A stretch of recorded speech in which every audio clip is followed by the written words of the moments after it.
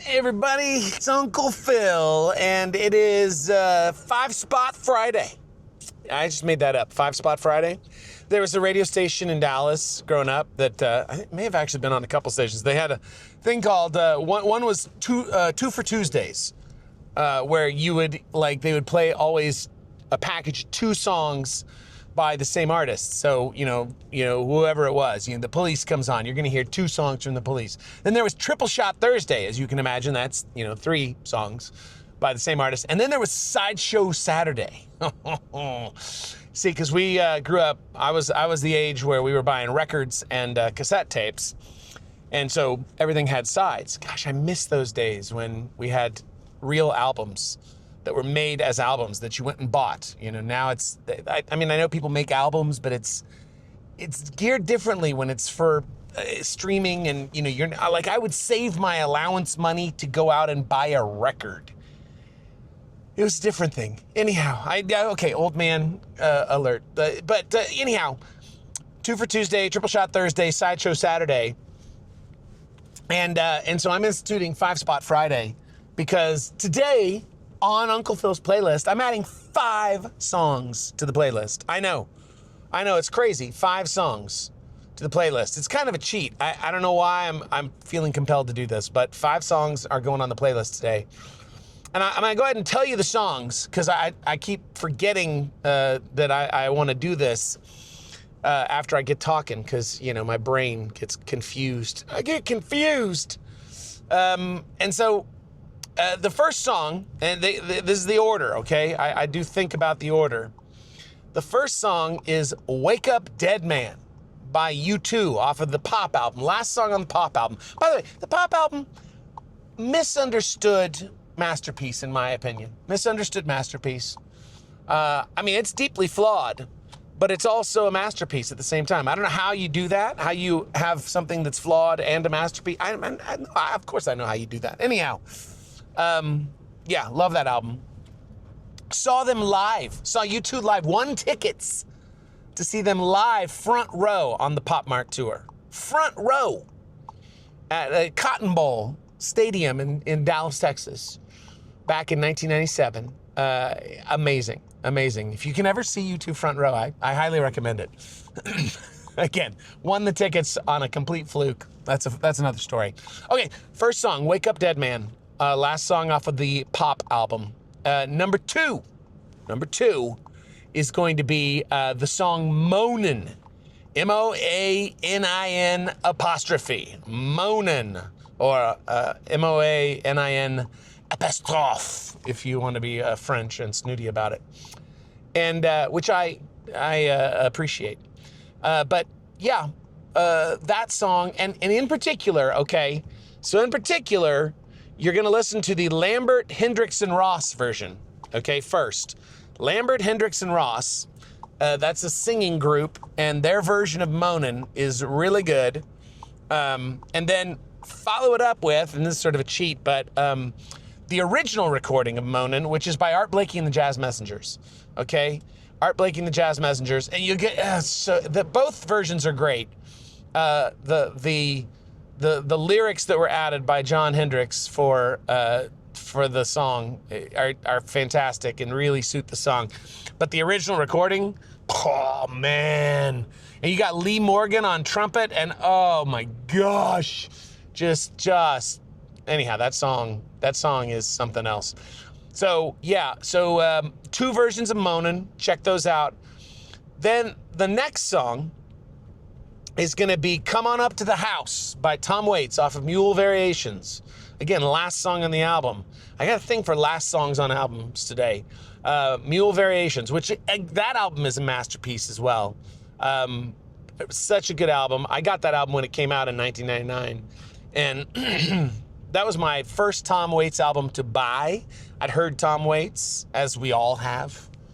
But that was my first one to buy. And that album is it's just full of gems, that one. Amazing.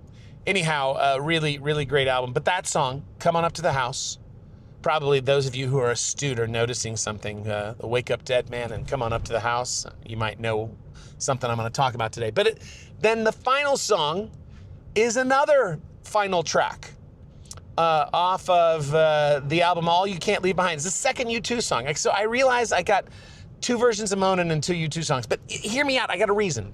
My curves are not mad, as Matisse once said. My curves are not mad. There's method in my madness. And the song is Grace by U2 off of All That You Can't Believe Behind. Anyhow, check those out. Those are the 5 songs. Wake Up Dead Man, Moanin' version 1, Moanin' version 2, Coming Up to the House, and Grace. Great songs, all top to bottom. So those are your 5 for 5 Spot Friday that I'm instituting here.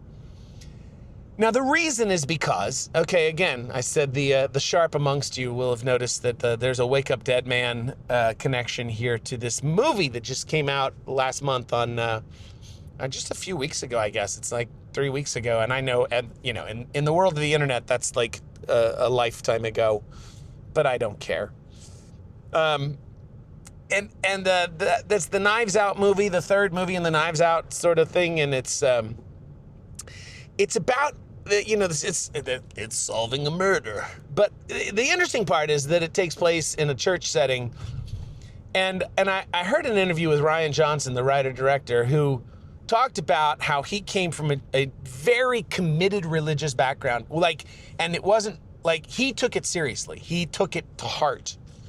And it sounds like it was not like the movie's Catholic or it's set in a Catholic church. It doesn't sound like Catholicism. Like, you can kind of tell he didn't grow up in a Catholic church because I don't feel like they talk the way Roman Catholics talk, per se.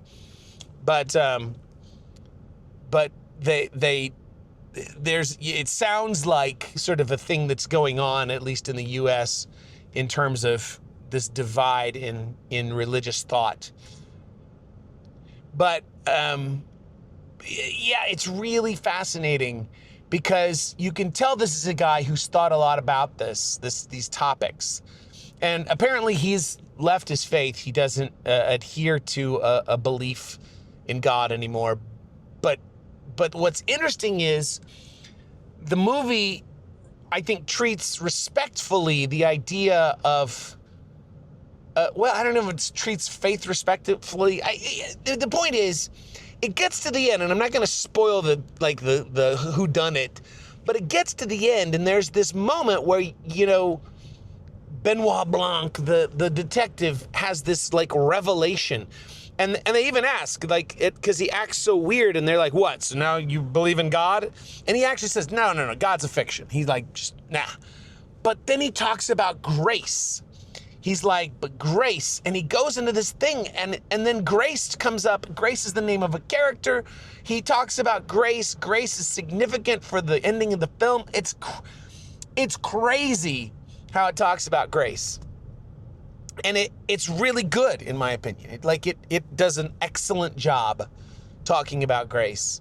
And I love it. I was like, very often when religious things are portrayed in film, I find, as a guy who grew up deeply embedded in the whole thing, that a lot of times it gets real facile. They're just sort of doing something where they're like, well, we want to throw a religious person in here. We're going to make them a bad guy, or we're going to throw somebody in. They're like, it's a caricature. And there's a bit of that in this film. But the discussion about grace, and it's amazing. And it isn't the only one. There's another scene where the protagonist priest and Benoit Blanc are arguing in the forest, and anyhow. If you haven't seen the movie, I highly recommend it. I feel like the actual mystery part feels really overwrought. I was kind of like, as they were explaining the mystery, I was like, boy, this was Baroque. This is very convoluted. It was fun, but I'm like, I don't know if it's the plausibility. Then again, I'm the guy who read Encyclopedia Brown mysteries when I was a kid and did not guess the ending. So I'm not really, I guess I'm maybe an easy target for a mystery, because I'm never going to figure it out ahead of time. If it's twisty at all, I'm not gonna know. But the meditation on grace is honestly phenomenal. Highly recommend it. Check it out. It's really good. But it's interesting because a guy who, in the character of the detective, who is the skeptic, atheist, rejects the idea of God. God's a fiction, but he embraces the idea of grace. His revelation at the end is that grace matters. Like his personal revelation is that grace is, it's powerful, it's important, it's maybe necessary. And so that leads me to Monin. And my two takes on Monin come from the show Fargo. If you have not seen the series Fargo, and there's 5 seasons, all of them, in my opinion, are masterfully done. But when you watch the whole thing and you see it from season 1 to season 5, there's like season 5, the final season, wraps that thing up and turns all the other 4 series kind of on its head. All the other 4 seasons, like it's a it's a series that's, and the original movie, the Coen Brothers movie, is, very much sort of it's sort of a tragic comedy, as it were. It's like it's grotesque and funny, but also just horrific at the same time. And the series kind of does that same thing, but weightier, in my opinion, than the original movie, because it's sort of, it has the time over, 10 episodes each season to really invest emotionally in the characters in the way you can't in a 2-hour movie.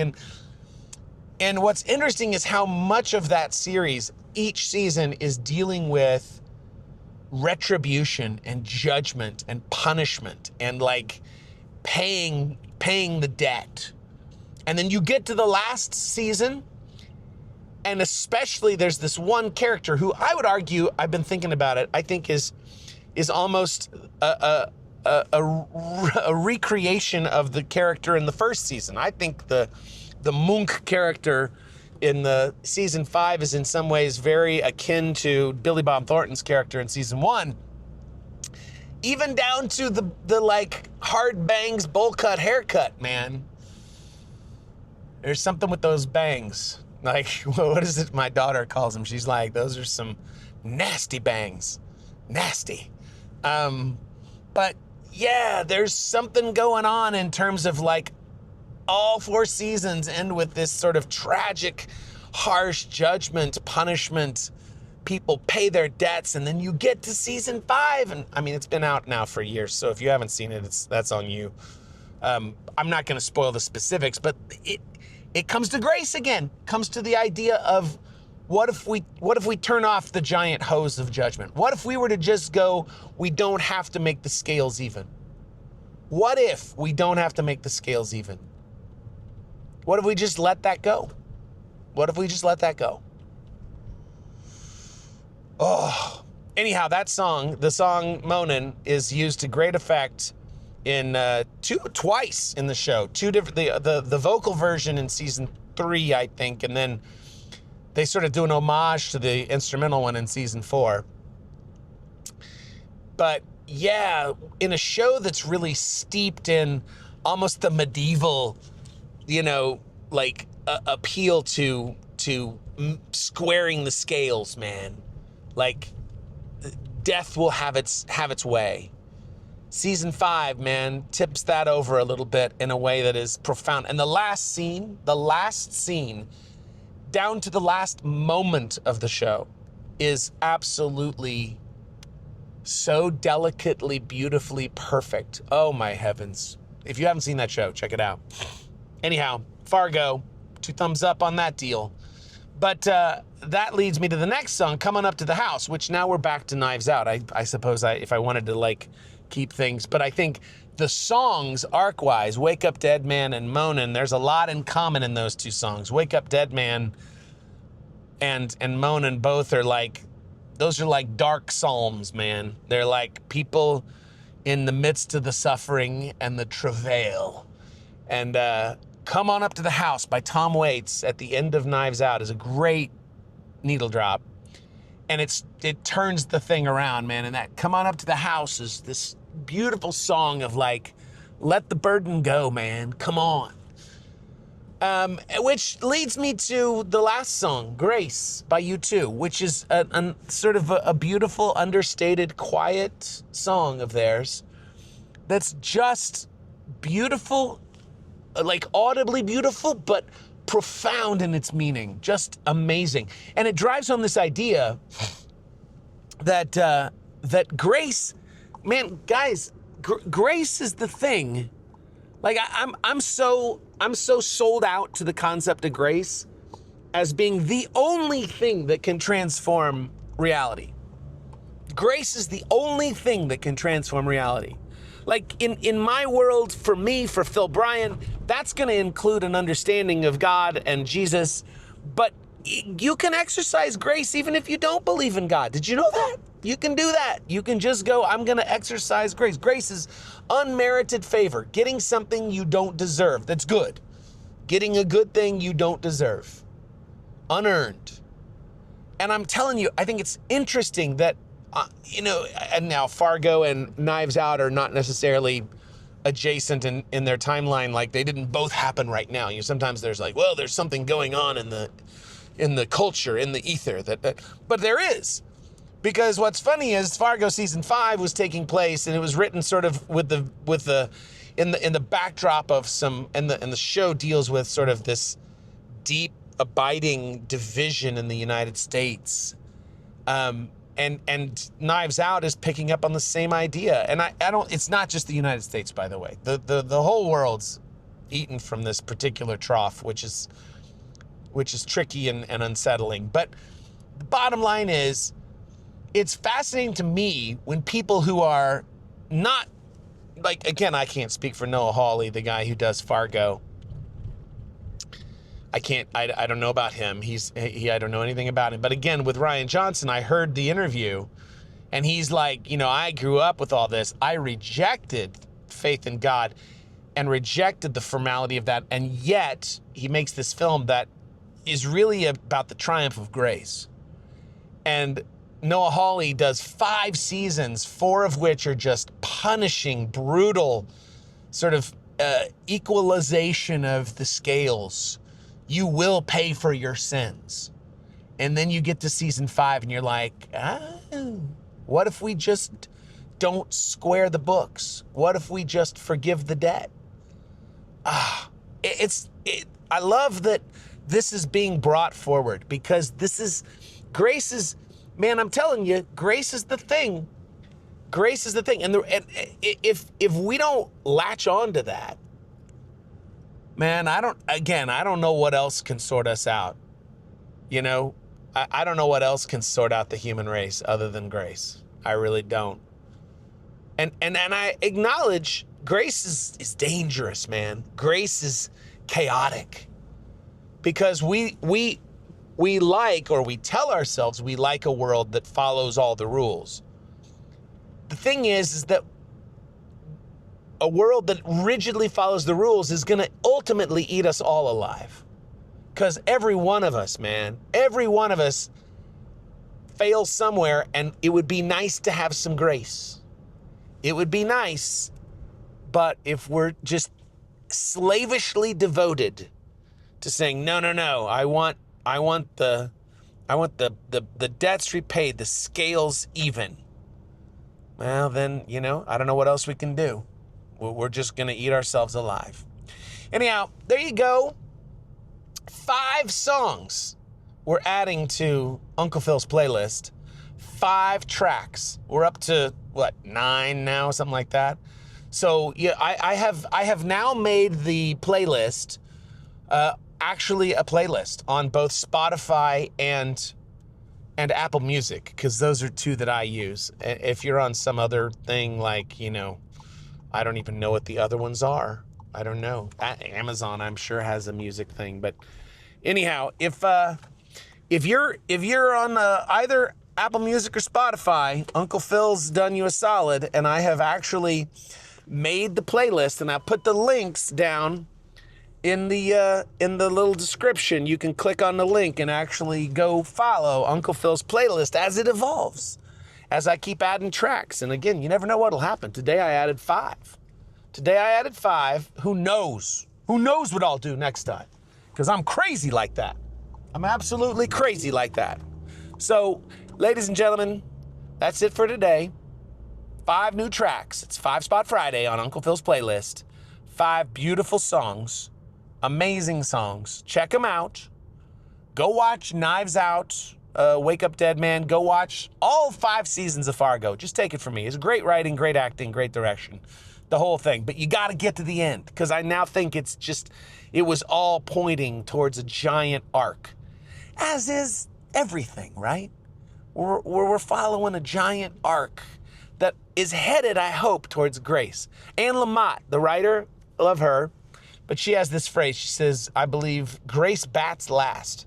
Now, I'm not a sports person, but my son did play Little League Baseball for a few years, and I seem to recall that batting last, especially if you're behind by a little bit, batting last is a huge advantage, because then you have the chance to hit some runs in and tie things up or go ahead, and the other team can't come back. Grace bats last. So, ladies and gentlemen, let's all hope that grace bats last, because, man, we need it. We need it. I need grace way the hell more than I need judgment. In fact, you can keep your judgment. Keep it. Grace. That's where it's at, man. Anyhow, everybody, speaking of, God's grace is pretty great, in my opinion. And the good news is his grace extends to everybody. He loves you, period, full stop, whether you deserve it or not, and none of us do. But that's why it's grace. It's beautiful. So God loves you. And Uncle Phil, I wish grace. This is why I finish every time. I wish grace, peace, and love to everyone. Because, man, we need grace, peace, and love. So I really do wish grace, peace, and love to everyone.